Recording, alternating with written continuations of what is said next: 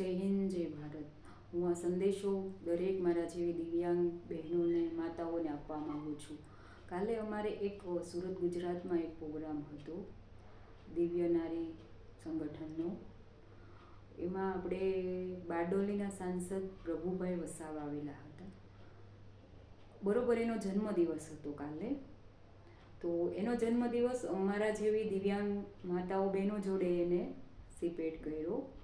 તો હું આ એક સંદેશો એટલા માટે આપવા માગું છું કે હવે એટલા મોટા સાંસદ છે એ બારડોલીના, છતાં એને એનો જન્મદિવસ આપણા જેવી બહેનો જોડે એને સેલિબ્રેટ કર્યો. તો હું તો પહેલાં તો ધન્યવાદ આપું છું કે પ્રભુભાઈ વસાવાને, કે એને એટલું સરસ એના જન્મદિવસનું કાર્ય અમારા જોડે કર્યું. તો એના ઉપરથી મને એક વિચાર આવ્યો કે આપણી જેવા દિવ્યાંગ બહેનો હોય તો પરિવારની અંદર કોઈનો જન્મદિવસ હોય, કોઈના મેરેજ હોય, કંઈ પણ ફંક્શન હોય છે, તો એ લોકો જસ્ટ આપણી જોડે ઊભા રહેવાથી શરમાતા હોય છે કે એના જોડે ફોટો નથી પાડવો, શરમ આવે. જન્મદિવસ હોય કોઈ પણનો તો આપણે કેકની બાજુમાં ઊભા હોઈએ તો એ લોકોને આપણી શરમ આવે છે. પણ મૂંઝાવાનું નહીં, શરમાવાનું નહીં. જેને આવતી હોય શરમ એને એની પાસે રહેવા દેવાની.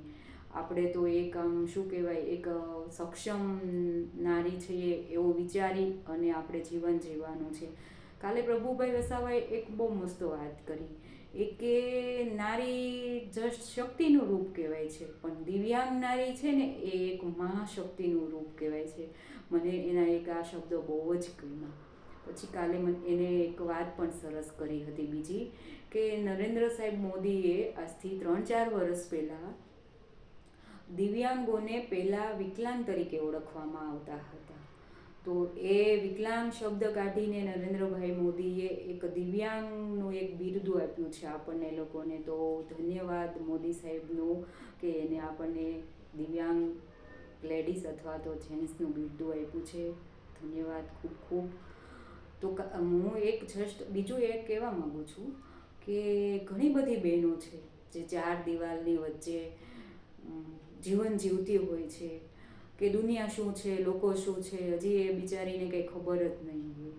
અને જસ્ટ એ એક સારું એવું એક મહેંદી મેકવવા માટેનું કામ કરતી હોય ને, કોઈ પ્રસંગ હોય તો લોકો એને એમ કહેતા હોય છે કે એને ક્યાં મહેંદી મેકીને જવું છે, એને શું આમ કરીને જવું છે. કેમ? આપણામાં એક જીવ નથી? કેમ આપણે એ લોકો જેવું જીવન નથી જીવી શકતા? તો બધી જ ગુજરાતની તમામ દિવ્યાંગ બહેનો આમાંથી એક ઓલું લે અને પોતે જાગૃત બને અને પોતે પોતાની જાત ઉપર સક્ષમ બને એવી હું શુભેચ્છા આપું છું. જય હિન્દ, જય ભારત. ભારત માતા કી જય.